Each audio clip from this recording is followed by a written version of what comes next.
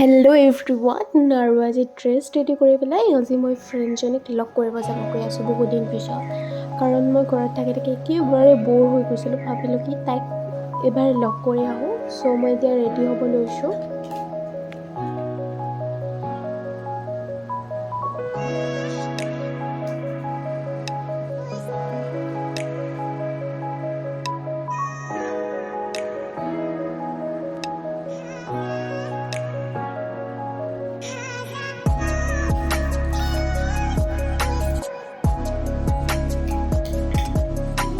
And মই ready হৈ গ'লোঁ এতিয়া আৰু ফিট চেক কৰোঁ। পিম্পলছটো ইগন'ৰ কৰক।